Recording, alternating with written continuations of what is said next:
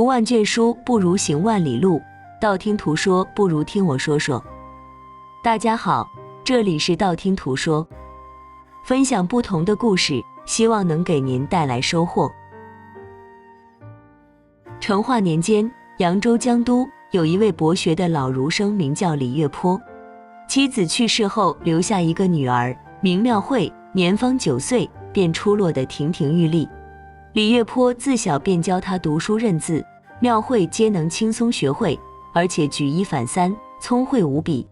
一女百家求，街坊邻居都知道李家闺女蕙质兰心，娶她乃是一世一家之选。李月坡觉得以女儿这般容貌才智，需要嫁一个会读书有学问的人才对，市井之人未免俗气，因此一一拒了。李家并没有什么家财，日常皆靠李月坡任塾师维持生计。这一年，李月坡在利津门公家开馆教书，公家送来一个女学生，年方9岁。东家有个卢生也来读书，取名孟仙，字从履。卢孟仙父亲卢南村有钱为人骄纵无礼，母亲骆氏也不怎么贤惠，却生了卢孟仙这个好儿子。自从来了公家学堂，有了李月坡的指点，让本就聪明的卢孟仙年纪刚到10岁，就能口出长言短句，佳句信手拈来。因为少年有才，时常得人夸赞，未免性子不稳，带些轻薄。这天遇见公家女学生，见她手拿着一把白竹扇子，上面画着松竹花鸟，孟仙将扇子借来，挥笔写上2行大字：一株松，一竿竹，一双凤凰毒素，有朝一日笑于飞。这段姻缘真不俗。写完后，将扇子还给了女学生。女学生年纪小，不知情爱，觉得这诗没什么含义，不以为意。没成想，扇子被公家主人偶然看见，当即发怒，怪罪李月坡管教不严，让学馆中出现如此轻浮之举。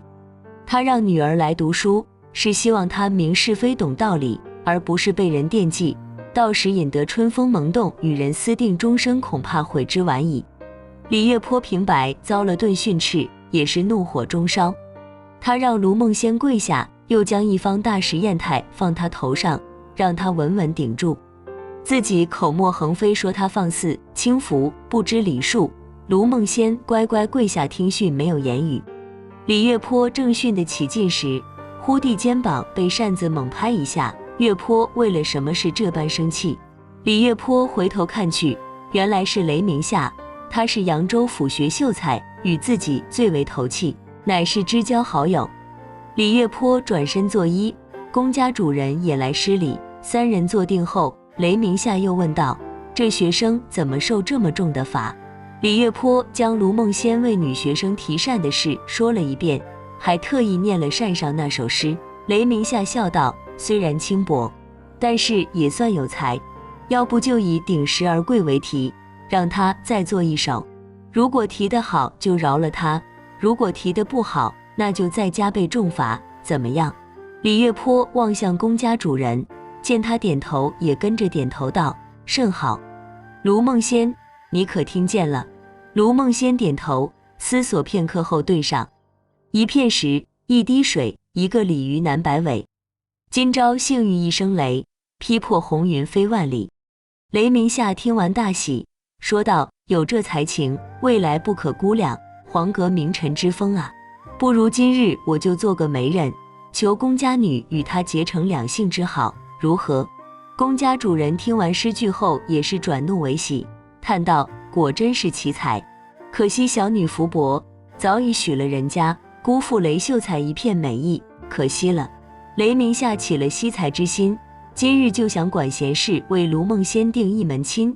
当下对李月坡说道：东家不成，便求西家，令爱年纪相貌应该与他般配，何不招他为婿，成就一段佳话？此话正中李月坡下怀，卢孟仙才貌同妙慧堪称良配，心中甚是欢喜，口中却说：只怕家境相差甚远，他父亲不肯。雷明夏不以为意，起身说道：他们或许是天造地设一对，也不可知，这谁说得准？等找个好日子，我同公兄给你去做媒，想来他也不好推辞。今天有事我就先走了，改日再续。说完，转身离去。卢梦仙也听过老师女儿芳名，听到要给她做媒喜不胜收，李月坡让她先回了学堂读书，自己则又同龚家主人聊了会天方才散去。雷鸣下选了个黄道吉日，约上龚家主人去了卢家。卢梦仙与李妙慧郎才女貌，天生一对。卢南村有钱也抠门，听到李家嫁女一切从简，连聘金都不用，而且秀才亲自做媒，面子给的足够，当时就一口应下这门亲事。选了个吉日，下了定亲书，在卢梦仙过了19岁生辰后，将李妙慧娶进了门。李妙慧自小在李月坡教导下，知书达理，德行更是没话说，对公婆恭敬，处事井井有条，对丈夫倾慕，也劝她勤学苦读，博取功名，为父母争光。卢梦仙对妙慧很感激，听她的话，发奋读书，再加上本身资质，21岁那年中了举人，这可真是光耀门楣，喜得卢家二老恨不得整日在人面前嘚瑟。这番作态让周围人都戏称卢梦仙的字不如将从吕改为伯兴，意为烈妇生贤儿，可真是贴切。可不是吗？卢南村大字不识一个，却生了这个好儿子，真是让别人看红了眼。虽嫉妒，可该奉承还是得奉承。卢梦仙小小年纪就中了举人，以后肯定还有更大造化，到时再攀交情可就晚了。每日登门祝贺的人络绎不绝，一时间卢家门槛都差点被踏破。还有些自诩与卢家有些交情的，凑在一起拿了些钱，设宴请卢南村父子赴宴。摆宴那日，卢梦仙去见分房阅卷的房官，卢南村只得独自去吃酒。就这恭维话，卢南村喝了不少。喝到最后，众人说了今日摆宴主要目的：卢大伯，今天你是举人相公的令尊，等到了明年，举人相公变成进士老爷，那你可是封君因子孙显贵而受封典者，到时我们要是有什么事，还承蒙你照顾一二啊。卢南村对这些话很受用，饮下一杯酒，惬意啧了一声道：那是自然。随后好像有什么苦恼道：到时我做了封君，需要常常拜会府县，那帖子该怎么写？进去后是该朝南坐还是朝北坐？哎呦，可真是愁死我了，这些礼节我一点也不晓得。桌上其中一人说道：我之前见张侍郎老封君拜太爷，帖子上写着制生，就是部属对长官或旅外官吏对原籍长官的自称，就是不知道新进士封君是不是也是这样写。封君应该都是一样，上面写制生没错了。卢南村追问：那你有没有见到他是朝南坐还是朝北坐？那人摇头：这倒是没有看见。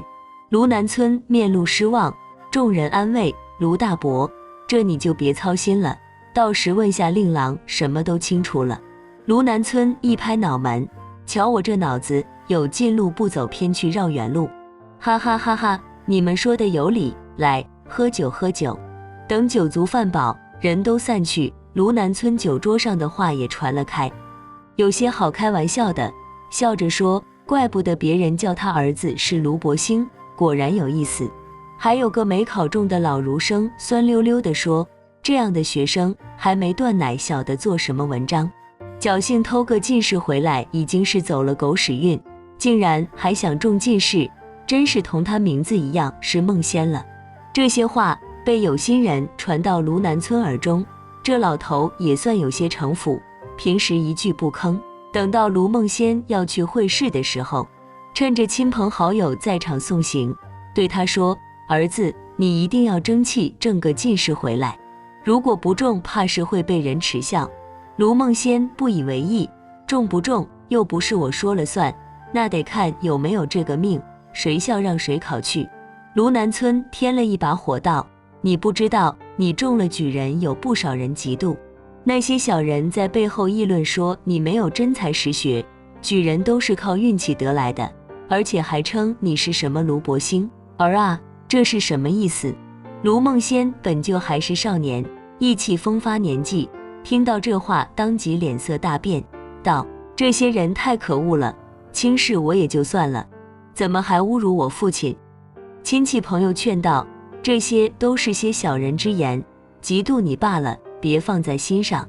李月坡今天也在场，见他怒极，怕影响会试发挥，说道：背后口舌别理会，无能之辈只会这些了，你别管这些，安心考试才是上策。听众口一言，卢梦仙才歇了些火气，胸有成竹道：如果说其他，我还不敢打包票，可论做文章，我卢从吕不是自夸，能胜我的人寥寥无几。今天你们都在这作证，如果我不能中了进士回来，尽管拿烟煤将我涂个大黑脸。哈哈哈，人群哄笑。你这样说，那肯定是高中的。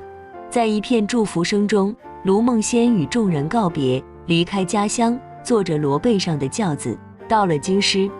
到了住所，憋着一股子气，想要狠狠打那些小人的脸，整日闷在房中，一步步出温习课本。到了2月初9那天，进了贡院，提起精神，一鼓作气，一气呵成，做了7篇文章。卢梦仙暗忖，有这7篇文章，进士之位该稳了。等过了12场，在第14夜晚，有个同年的举人登门拜访，想要与他商量测题。举人说：如今边疆多事之秋，钱粮耗损太多，想要停了马市，又怕得罪外族；想重新屯田，获得军队给养跟税粮，又怕民心不稳。如果明天提出这个问题，我们该如何作答？就着这个问题，卢梦仙与他秉烛夜谈，到后来兴起，喝了些酒，吃了些菜，等人走时，已到2更天。卢梦仙困得不行，倒下就睡，刚睡着就做了一个梦。梦中第3场考题，不是问屯田马市，而是考盐场问题。正不知道怎么应答时，忽然被小厮喊醒，说贡院门快关了。卢梦仙急得一咕噜爬起，收拾好笔砚，赶到贡院，却见院门已经关上。可惜了前面几场，哪怕才学再高，这缺了场也无力回天。卢梦仙既然人没去，那自然就没考上。想起在亲人面前夸下海口，如今却闹了这天大的笑话，哪还有脸面回去？若是被亲人笑话还没什么，可是被背后小人讥笑，那就太丢人了。卢梦仙坐在客店中想了许久，思忖在家也是读书，在外边也是读书，不如不回去，直接找个僻静的地方苦读3年，到时中了再回去也不晚，免得今日的事被人笑话。这样一想，卢梦仙觉得此计甚好，想要提起笔给家中写一封书信告知。后转念一想，我爹是个藏不住事的，如果写了信回去，他肯定会将这事说出去，那可太丢人了。不如就此断了消息，那谁也不会知道，3年后再报好消息。卢梦仙思前想后，只顾着自己面子，丝毫不顾念家中父母3年如果没有消息会是怎样忧心，还有妻子李妙慧又该如何伤心。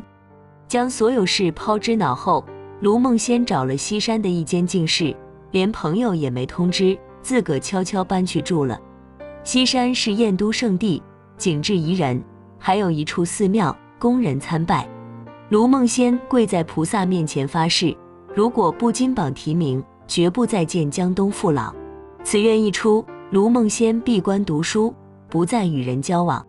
相识的学子还以为他早就回家，哪里知道他竟然潜居于此，连家中都不知音讯。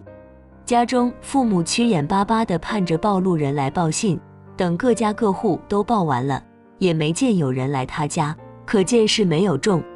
于是将盼信又改成了盼人，等着卢梦仙归来。家里人想着卢梦仙没中，心中肯定难过，到时谁都不提这回事，反正他还年轻，再读3年去考也不迟。谁知那些没中的举人全都回来了，也没见卢梦仙身影，连信都没有一封。卢南村托人到那些人家里去问，他们都说3场后再没见过卢梦仙身影，以为他已经先回来了。可卢梦仙哪里有回？卢南村焦急不已，又让人四处打听，仍没有一点消息。一时间大家议论纷纷，猜测卢梦仙是不是被什么事绊住了脚。又过了几日，有人传来一个凶信，说卢梦仙已死于京中了。这人说的有鼻子有眼，只是此卢梦仙非彼卢梦仙。西安府商州有个举人也叫卢梦仙，会试落了榜，出了些事，被关入大牢，在牢中身死。这事被人传来传去，等传到卢南村耳朵时，已经成了扬州的卢梦仙出了事，在牢里死了。若是卢南村遇事冷静些，靠谱些，就该将这事查个仔细才是。如果卢梦仙真死了，那他随同的小厮还在，自然会回来禀告。再不然，一封信总该有吧？可这些都没有，卢南村竟然信了。等他哭着将卢梦仙身死的消息告诉妻子媳妇时，妇人们哭倒一片。李月坡得知这个消息时，一面心疼女儿，一面叹道：可惜了，本该展翅高飞，却被折了翅丢了命，有才无寿啊。随后找到卢南村说道：女婿也是登了香榜的人，身后是不能失了体面，招魂设计开丧受吊一件也不能少，还有随去京师的人，估计也没办法将灵柩送回来，另外派人送些盘缠去，将人带回来吧，至少要让梦仙落叶归根。卢南村白发人送黑发人，浑浑噩噩几日，听着李月坡一件件事说来，就一件件事照做。先是披麻挂孝开设灵堂，然后扶柩的事也派了人去办。外人看在眼里，这才信卢梦仙大好青年真的命断他乡。自从卢梦仙死后，卢南村也仿佛没了精气神。原本等着儿子当举人老爷，自己也跟着风光，谁知转身儿子死了，如今连尸身都没见着。如此，卢南村整日丧着脸，事事不如意。再加上扬州一带发了大水，没了收成，民间自然闹了饥荒。官府将粮食任务分给各个大户人家，让他们出粮赈灾。卢家此刻已步入萧条，却还在官府大户之中。若是卢梦仙还在，还能去说说情，官府看在举人面上还能通融下。可如今他死了，那卢家与普通人家没有两样。卢南村没有办法，也拿不出粮食，只能变卖家产完成官府任务。哪知道水灾过后又蝗虫肆虐，接着瘟疫来袭，一时间大街小巷都被死人填满，惨不可言。大江以北，淮河以南，地上无根青草，树上没一片嫩皮，飞禽走兽尽皆饿死。每个人活着都难，自己父母都顾不上，哪还能管别人儿女？卢南村家中已无私产，把仆人都遣散了，交完官府任务后，自个都吃起了救济粮。公家学馆也已停学，李月坡没处教书，只能喝西北风，不得已只能寻了个凤阳园馆去度这段荒年。常言道人穷志短，当年卢南村还有些家当时，虽然吝啬，却也还要些体面，装作老爷模样，做做样子。如今穷成这副模样，面子里子又不能当面吃，于是原形毕露，骆氏看他嫌弃不已。莫说贫贱夫妻百事哀，昔日吃喝不愁的大户，如今为了2斗米折腰，眼见肚子都填不饱了，两人凑在一起嘀咕起来。卢南村叹口气道：儿子虽然是举人，可他已经死了，庇护不了我们。媳妇还年轻，也没生个一儿半女，让他终身守寡怕是不能。听说以前就连公主都有改嫁，命妇都有失节的，何况一个举人妻子？不如让她改嫁，我们能得些彩礼，家里还省了一个干吃饭的。咱们同她说说，这都是为了她好，让她有了依靠，也好过在这里吃不饱苦熬着。这年头，好端端的夫妻都有各自逃命的，何况一个寡妇，想来也不会有人笑话。骆氏觉得丈夫终于说出点靠谱的话来，只是还需要细细谋划。她对卢南村道：这也是没办法的事，如今荒年，能活命已经不错了。只是媳妇平日看着孝顺，可是个执拗性子，这事估计她不会同意。咱们先别告诉他，悄悄让媒人寻好人家，到时一手交钱，一手交货，直接将他送走，也省些口舌。就这么办。夫妻俩一拍即合，卢南村悄悄去寻了几个媒婆帮忙相看。那些媒婆中有几个曾经见过李庙会，知道她才貌双全，德才兼备，是个难得的美人。一边暗自道可惜，一边寻着合适的人来促进这事。这不，其中一个媒人寻到一个富家公子，成了这门亲。这富家公子是何许人也？此人姓谢，名启，江西临川人，从祖父那一辈世代在扬州做盐商，家中巨富，钱多得花不完。他本人性子也豪爽，30来岁，好酒好色，现在唯一的乐趣就是四处品美酒，寻美人。谢启将美人分为上中下3等，他只收上等级有特色之中等。如今后院有上等姬妾30-40人，美婢60-70人，就连中等女婢也有100余人。临川的住宅占地之大，装饰之豪华，可同王侯相比。眼见美人都快塞不下了，他又在扬州寻了一处极为宽敞的大房做寓所。平日里带着姬妾同几百艘盐船同行，来往临川、扬州两地，挥霍无度，只求痛快。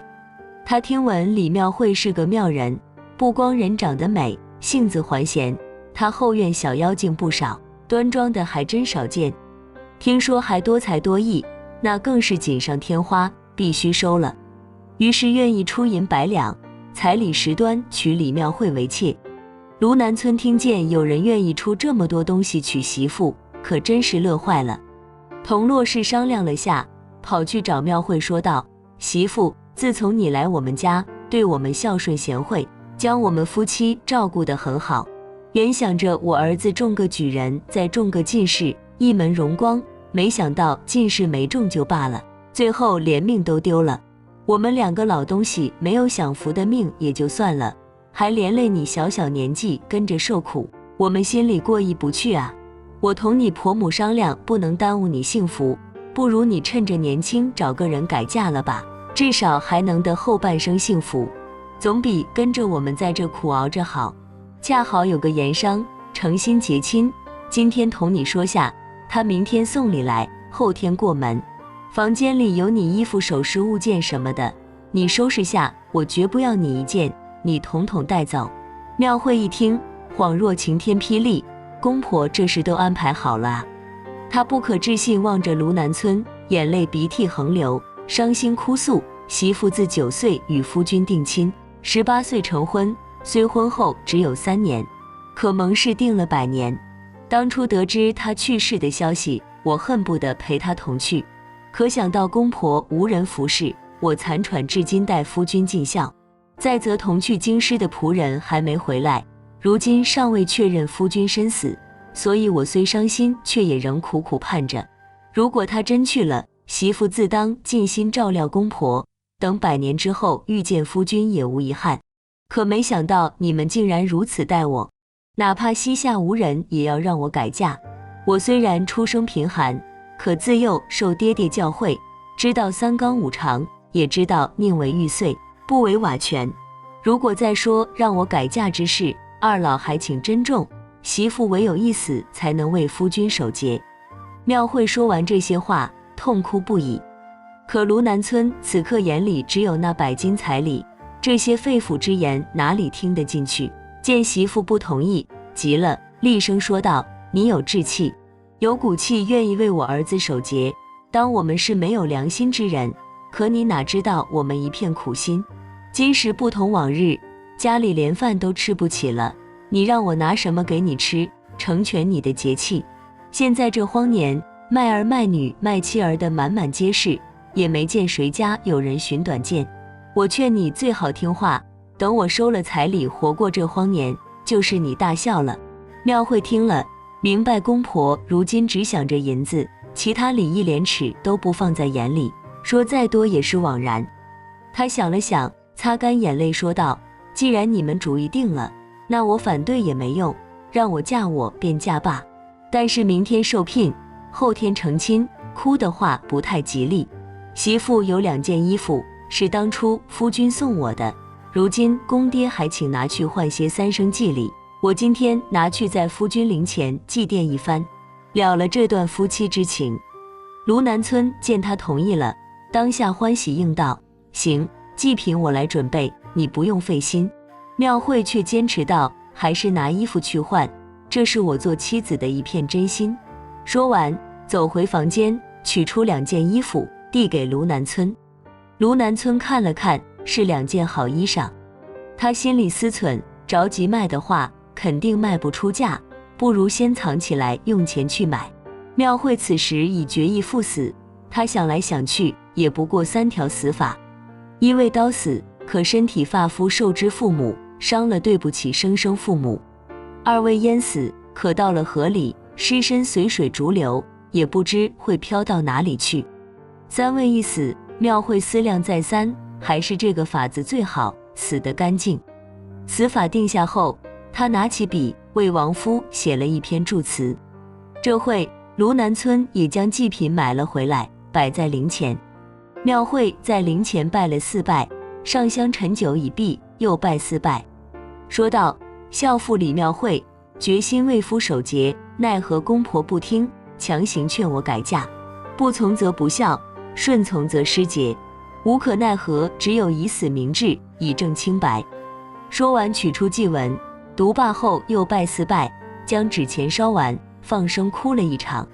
哭完后，请来卢南村及骆氏也拜了4拜，说道：从今天起，公婆自己保重，媳妇不能再侍奉在旁了。卢南村叹息道：是我没用，为了活命，只有这法子了。你到了谢家，如果还念着往日情谊，能常来看看我们，接济1、2，也比只看经念佛的强。庙会含糊应了声，起身回了房。骆氏可比卢南村精明多了，见庙会此举，心中疑惑道：瞧他这样，也不像真心想嫁，我倒要看看他玩的什么花样。此时庙会已将门关上，骆氏悄悄上前，从门缝望去，这一看可将他吓得魂飞魄散。只见庙会搬来一张椅子，放在床前，脚踏上去，解下腰间麻布，吊在床沿上，打了个结，做成一个圈，之后将脖子送了进去。骆氏急得将房门拍得哐哐响，嘴里嚷道：媳妇，你怎么这么傻啊？这可使不得，使不得啊！又冲卢南村方向喊道：快来啊，媳妇上吊了，救人啊，快！卢南村一听，吓得连滚带爬赶来，将门撞开。此时庙会已将椅子踢倒，悬空挂在那，眼见出气多进气少，老两口急忙将人救下来，把那麻布扔得远远的。卢南村让骆氏安慰下，自个先出去外边。庙会咳嗽几声，哭道：婆婆，你救我做什么？让我跟着夫君去了吧。骆氏看差点闹出人命，吓得带着哭腔劝道：这事是你公公做的不对，可肯不肯还不是你说的算，怎么这么想不开寻短见啊？庙会悲道：公公怕媳妇年小无依，让我改嫁，原本是好意，但媳妇想我自幼丧母，早年丧夫，如今又遭这百年饥荒，想来是孤苦的穷命，将来也没什么好去处。如果嫁过去又遭了什么变故，岂不是又同今天一样？如果这样，还不如死个干净，免得落个悲惨下场。哎呦，骆氏恨铁不成钢般说道：你这花样的年纪，怎么说这种丧气话？快别这样了，我同你公公商量下，这事从长计议吧。庙会目光盈盈望着骆氏道：多谢婆婆，媳妇知道了。骆氏又劝了会，见庙会情绪稳定了些，便离开了房，让他自己静静。人虽走了，却也是时刻关注房内动静，两老日防夜守，怕他再想不开，摊上人命，那可真是造孽哦。这天避开庙会，卢南村同骆氏商议，这事闹成这样，真是难办，你跟我哪能天天守着？等哪天弄假成真，闹出人命，怎么同亲家交代？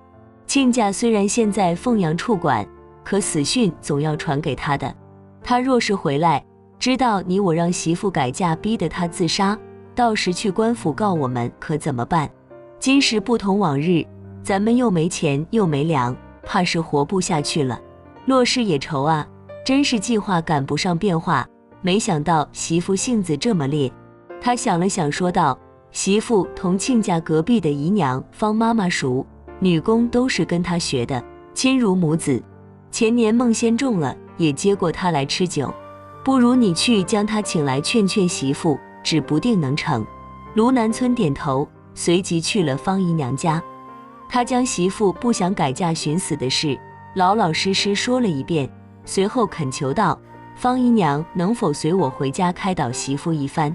方姨娘听完沉吟了一会，叹道，庙会还是少年性子，只知夫妻情深，哪知守寡的苦处。卢南村觉得这句话中听媳妇不懂他们两老的良苦用心，还是过来人懂，于是开口说道，守寡是个难事，我们也是心疼媳妇，可她只觉我们心眼坏，一时想不开，竟寻了短见。姨母若是能劝劝她，必有酬谢。方姨娘笑道，这倒不必了，不该拿的老身一文不取。庙会性子执拗，我说的未必肯听。亲家你先回，老身随后就来。卢南村听言就先行回去了，没多大会，方姨娘也来了。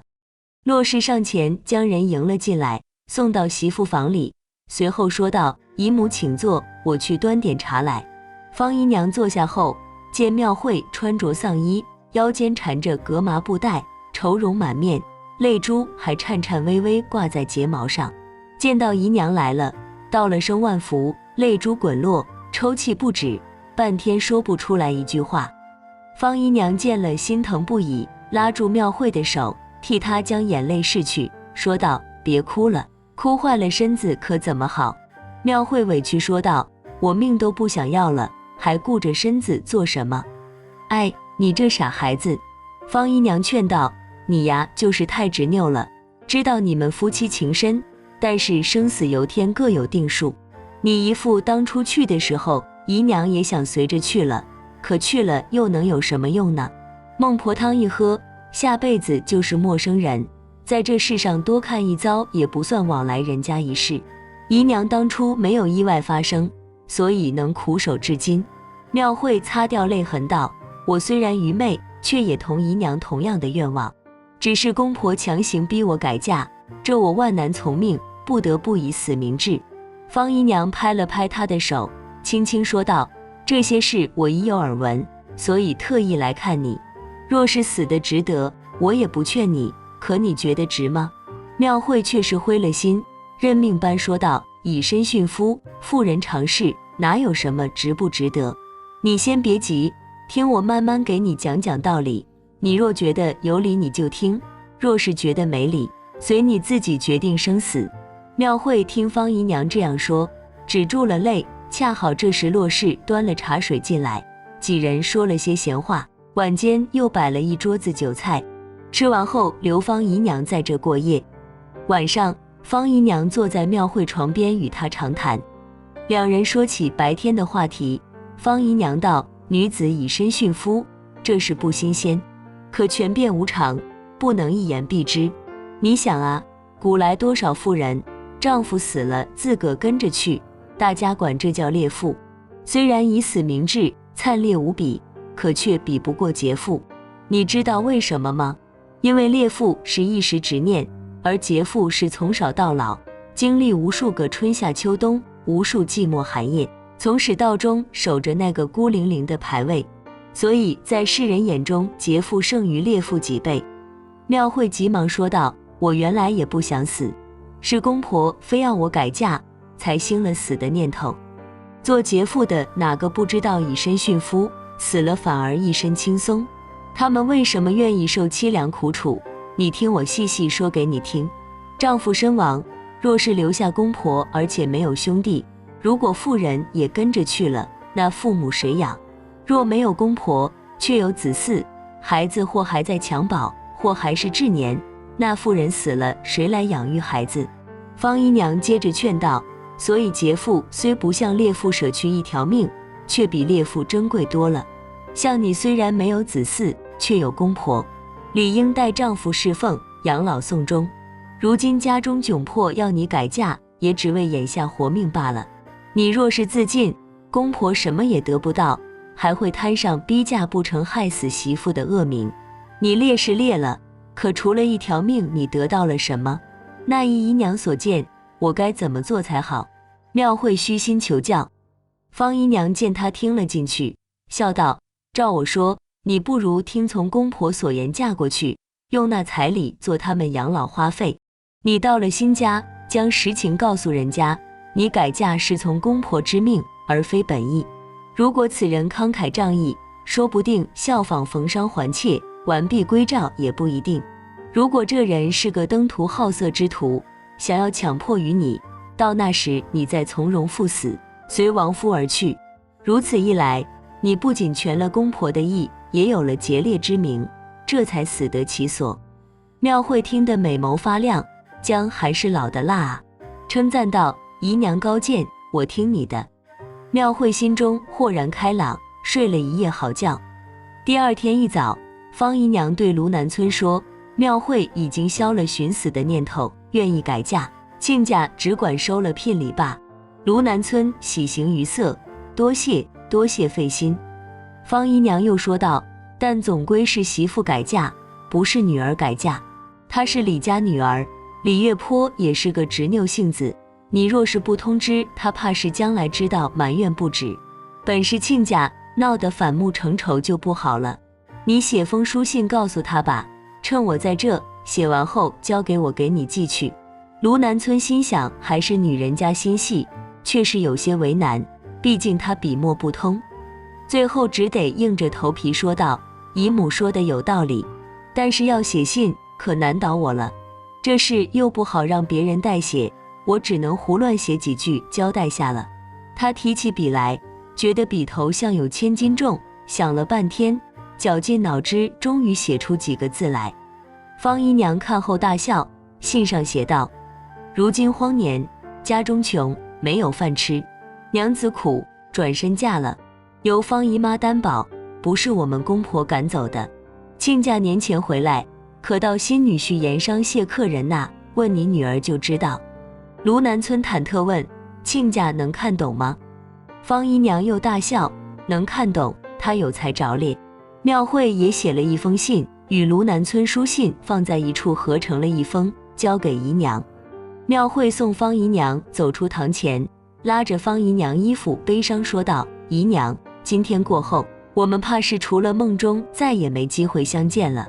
说完，眼泪流下，方姨娘也止不住流下眼泪，依依惜别。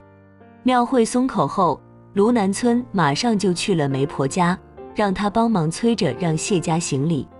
谢启同卢南村一样心急，当即下了聘，给人抬进了门。红灯笼，大花轿，鼓乐声声，热闹极了。庙会拜见谢启后，就被送入了新房，默默听着外边动静，心道果然是富贵之家，娶个小妾场面就不一般。三更天时，谢启喝得烂醉如泥，被人扶进了房，衣服都来不及脱，往床上一倒，鼾声如雷。府上丫鬟将这边新人的状况告诉了谢启继母艾氏，艾氏吩咐道：留下一个人服侍，其他人去睡罢。艾氏是谢启父亲谢能伯结发妻子逝世后在扬州娶的继室，她原是名门旧族，嫁给谢能伯时，谢启年仅3岁。进门后将谢启带在身边抚养，尽心尽力当自个儿子看待。谢启也是个感恩的，长大后待他如同亲生母亲一般孝顺，一个字也不敢忤逆。成亲时，因为谢启父亲不在，他一个妇道人家，又是记事不好，单独受新人跪拜，所以没有出现在堂上。丫鬟说，谢启喝醉睡下后，艾氏安顿好府上的事也去睡了。新房内，谢启在昏睡，庙会坐在床边没有动静，身边婆子多喝了几杯酒，此刻眼睛也睁不开了，对庙会说道：夜深了，新娘子安置吧。庙会心里腹诽，这么大的呼声让人怎么睡，口头回道：你先去睡吧。婆子得了这话，留下一个丫鬟，吩咐她好好服侍，自个也去睡了。服侍的丫鬟等了会，也请新娘子安置。庙会同样回道：你先去睡吧。长夜漫漫，庙会伴着谢启的呼噜声，红烛旁坐到天明。天亮后，婆子丫鬟起身进房服侍，见庙会在那端坐，同他们昨晚离开时一样，面面相觑，惊讶极了。哪有大喜的日子坐在这不去跟新郎官睡觉的？过了会，谢启睁开眼睛，还有些不知时日。再一看，天都亮了，低头看看自个衣服，还是昨夜的喜服，不禁拍脑袋道：瞧我糊涂的，洞房花烛夜就这么睡过去了。他望向庙会，同样是一身喜服没有脱下，不禁问身边替他更衣的丫鬟：新娘子是怎么睡的？回少爷，新娘在那坐了一宿。谢启一听，心中惭愧，急忙梳洗想去赔罪。刚洗完，一个当差丫鬟进来，让婆子赶紧服侍新娘，然后去堂中拜见婆婆。庙会不想去，可如今身不由己，一切都得听别人安排。刚出房门，又有一个丫头来催，奶奶吩咐新娘到房中见。庙会进了房，向碍事拜了4拜，碍事叫她去起身，让丫鬟搬来一个凳放在她旁边，换庙会坐下。一会谢启也来了，见过礼后也坐下，三人续起了家门。没想到碍事和庙会是同乡，论起来竟然与庙会父亲李月坡是表兄妹关系，这可把碍事喜的直到有缘，如今更是亲上加亲。庙会也高兴啊，有了这层关系，他的目的岂不是更容易达成？见眼下是个好时机，直接双膝跪下拜了一拜，说道：婆婆容禀，我有苦衷告知，望婆婆怜悯。这话刚说完，眼泪就止不住的流。碍事见了，连忙将她扶起，问道：哎呦，这可怜见的，什么事让你这么难过？庙会含泪说道：我自幼许了卢家，18岁出嫁，婚后3年，夫君中了举人，原以为这是好的开始，没想到却是苦命的开端。夫君北上，竟是一去不回，平白丢了性命。又遇几年荒年，公婆家产掏空，如今连肚子都填不饱，所以想将我嫁出去，换些钱财度过眼前。我若是不同意，他们怕是难以活命，无奈只能顺从。但是从一而终是人人都知道的道理，庙会自幼由父亲教导，又岂能不知？嫁入谢家为妾，实在是权宜之计，望婆婆仁慈，念在我孝心一片，全了我的节操。从此往后，必定感恩在心，侍奉在旁。碍事听后，却没有如庙会想的那样开口答应，而是反问道：你在卢家可以守着节操，但是如今已入了谢家，是谢家妾，怎么守？庙会听完脸色大变，知道碍事没有成全之心，恳求道：论关系，我也该称您一声表姑。庙会出生儒家，自幼学人道大伦，而后嫁与举人为妻，虽夫君已去，却无再嫁之理。如今收了彩礼，入了谢家高门，是我有愧于谢家。未嫁之前，我本想一死了之，可留下公婆2人凄惨度日，又于心不忍，昧着良心嫁入谢家，是有一丝奢望。昔日苏公有焚劝之举，韩琦有还妾之事，久闻谢家仁德，而且后院佳丽无数，不缺我一人，还望婆婆同意成全我吧，不然我怕是只有一条死路了。谢启娶庙会本就是冲着她的容貌才气来的，不然哪舍得下那么厚的本娶个寡妇。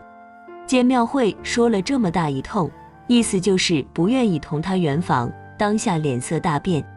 只是继母还没发话，他又一向以继母为先，因此憋着不敢开口。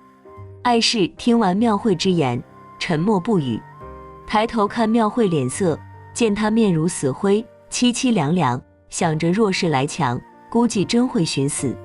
到时他全了名节，结果连累我儿子落个不仁不义的名声。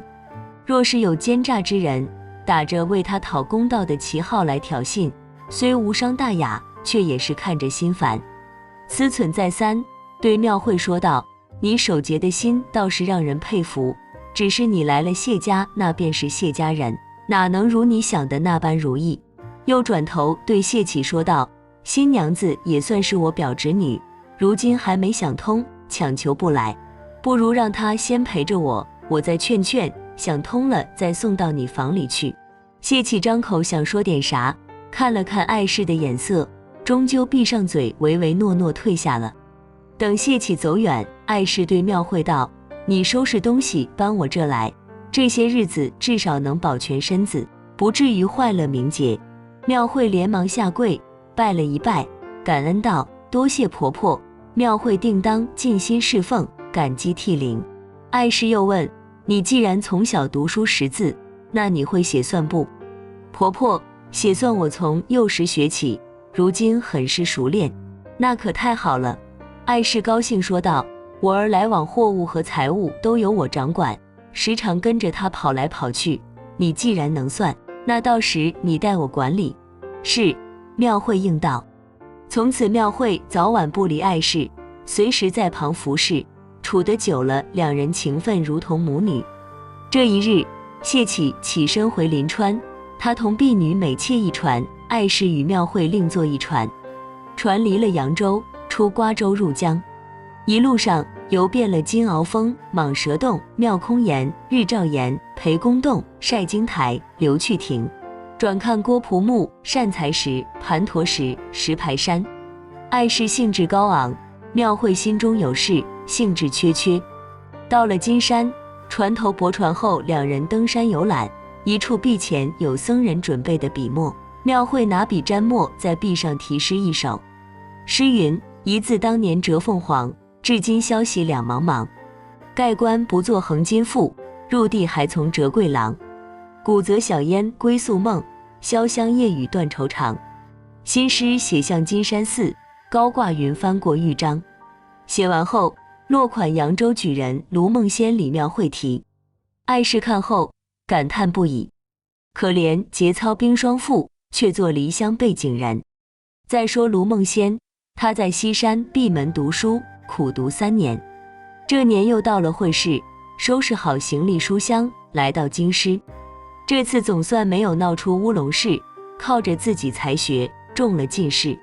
保路人将消息传到卢家，可把卢南村夫妇惊到了，这才知道原来儿子还在世，甚至如愿中了进士。他们立即将家里灵位烧了，看着晦气。接着夫妻俩面面相觑，儿子还活着，媳妇却被他们嫁了，这该怎么办？后悔已经来不及了。别人家报进士，那是热热闹闹，只有卢家二老孤零零坐在那，相对无言。保路人走后没多久，孟仙保平安的信也到了，这才知道原来这几年他都在西山读书。此时宪宗皇帝驾崩，弘治爷登位，卢梦仙一时不敢轻易请假，哪怕他着急衣锦还乡，打当初讥笑他的那些人的脸。直到几个月后，纂修宪庙实录需要分派人员前往各省采访事迹，卢梦仙领了江西差，这才能顺道回家一趟。只是家中只见父母，却不见妻子李庙会。卢梦仙问起，卢南村只得老实说了，再三说他们糊涂做错了。卢梦仙嘴上宽慰父母，妻子如衣服，这件不成再换一件便是，不用介意。心里却想，都说家有一老，如有一宝，怎么我的父母年纪这么大了，做事还这么糊涂，也不怕传出去别人笑话。后又想，庙会平日里看着读书之礼，怎么也能做出这种事，难怪别人常说忠孝节烈漂亮话都是虚的，只有遇见事才知真假，只是不知当初内情到底如何。因为父母说当初曾央求方姨娘劝庙会改嫁，卢梦仙第二天去了方姨娘家，想问清楚当时情况。方姨娘将卢南村逼嫁，庙会上吊自杀，及他怎么劝的，庙会一五一十说了一遍，满脸唏嘘说道：他性子倔强，定是不会从的，也不知现在是生是死。随后满脸埋怨，你虽是为了功名，但也该寄封信回来报平安，一屋子人为你担心，你却杳无音信，误会你发生意外，这才害了庙会。卢梦仙此刻泪流满面，听到庙会宁愿死也不肯委身于人时，懊悔自己为什么不写一封信回来。随后问老丈人李月坡踪迹，方姨娘说在凤阳园管处教书，这几年都没回来。当初庙会改嫁时，还有给他写一封信，但是一直没有回音。若是知道你现在还活着，肯定非常高兴。方姨娘，我写一封信给丈人，能劳您寄去吗？如此甚好。卢梦仙当即向方姨娘讨来纸笔，写好信后交给方姨娘，之后便告辞回家，心中却是一直闷闷不乐。雷鸣夏秀才听闻他中了进士归来，投来帖子相见，两人闲谈时说起当年卢梦仙在学堂写的鲤鱼对子，不禁笑道：果然没有看走眼。卢梦仙却一语说道：那副对子不详，你看我如今，哎。雷秀才沉吟片刻，开口道：这事我也有所耳闻，估计并非夫人本意，但事已至此，不如就让他过去吧。前天我去公家，公家之女就是你之前画上题诗的那位，如今也是寡身，我受公家之托前来做媒，不知你意下如何？卢梦仙婉拒道：因为我的一念之差，家中变成如此模样，现在心里懊悔至极，哪还有心思想这些？况且差事紧急，我很快就要启程前往江西，不敢耽搁。雷鸣夏只得说道：既然如此，那等你从江西办完差事回来，我再前来商议。说罢起身就要离去，卢梦仙留他喝了些小酒，又送淑仪旧时馈赠钱物所写的礼帖和封签，泛指馈赠的钱物1两，才将人送走。卢梦仙在家待了将近1个月，启程前往江西。出了瓜州闸口，船过金山时，吩咐船头泊船，登山游览。山中僧人远远相迎，陪着游遍满山美景。来到一处壁前，抬头忽然见到庙会题的那首诗，心里顿时翻江倒海，疼得万箭攒心。细细品味诗中意思，知道他宁为玉碎，不为瓦全，从不背叛于他，这才知道方姨娘所言不假。但是如今她已嫁作他人妇，该怎么才能找到他？此时已无心观景，看着那诗句，泪流不止，有悔有爱也有思念。庙会不在身边，此刻虽然一派官威，却像丧家之犬，心无归处。不知不觉船已到江西，抬头望去，盐船停了不止100艘。猛然想起父亲说庙会嫁给一盐商，而盐商多在江西。诗中彭泽潇、香玉章这些词也是佐证，庙会多半在江西一带。如果在这里找寻，或许能有他下落。晚间地方官员设宴时，因为卢梦仙与布政使徐方伯儿子是同榜进士，所以分外有些亲意。他将事告诉徐方伯后，徐方伯说自己手下有一贴身服侍的苍头，寻人办事有一手，可以让他试试。卢梦仙当下感激不已。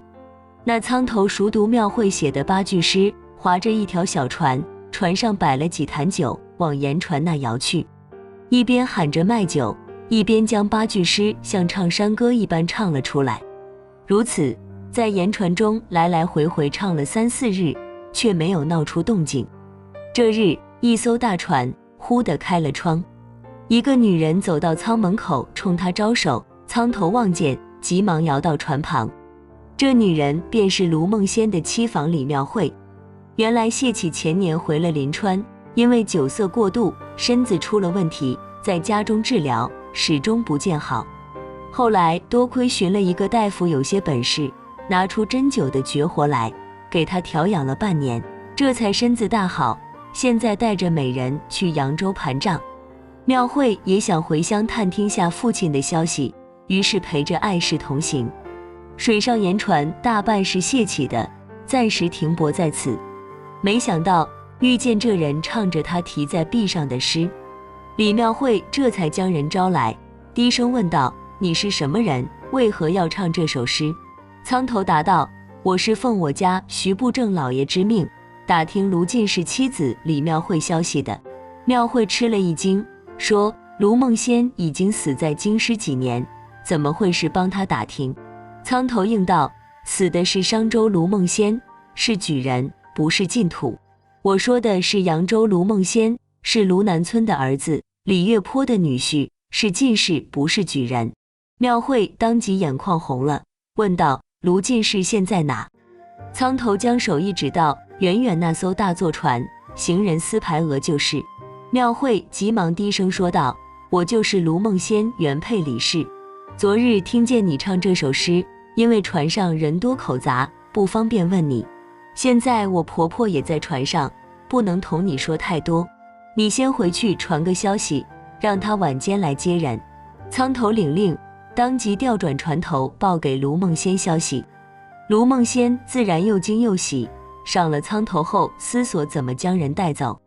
夜深人静，卢梦仙让舱头小船在前探路，又雇了一只8桨快船，选了4个便捷水手紧跟其后。舱头到船边时，庙会已在舱口等候。两人打个照面后，水手搭上跳板，庙会跨出舱门，轻盈一跃，跳入船中。到了河中心，众人一起使劲，朝着卢梦仙那座大船飞奔而去。此时沿船上人正在睡熟，无一人察觉。卢梦仙在船舱中来回踱步，焦躁不安。水手跑来急报，说夫人已到。卢梦仙面色狂喜，急忙去接人。夫妻再见，恍若隔世，悲喜交加，倾诉衷肠。那谢启失了庙会，派人打听，才知道她原来丈夫没死，还中了进士，办差来浙江人找着了。不禁与爱氏感叹，她该是诰命夫人，这番气节和坚守总算没有白费。后来还书信一封，道明这几年庙会仍白玉无瑕，是个贞烈之人。庙会陪卢梦仙将差事办完，一起回了扬州卢家，恰好李月坡也回了扬州。原来李月坡当初见了卢南村那封信，说把女儿改嫁，心中气愤不已，发誓不再回乡，以管为家。信中又说是方姨娘劝诫做媒，于是连他也一起迁怒了，信更是不回。此后又收到卢梦仙书信，知道女婿没死，心中更是恨极了卢南村夫妇。直到收到女儿书信，说这几年为丈夫守节，如今与其相聚已回卢家，这才心中大喜，消了心中愤恨，回了扬州。如今人都齐聚在堂，真是阖家欢庆的好日子。李月坡笑着对卢南村说道：如今我女儿可是有了五花官告，卖不得了。卢南村羞愧低头道：亲家，人家常说不是一番寒彻骨，怎的梅花扑鼻香。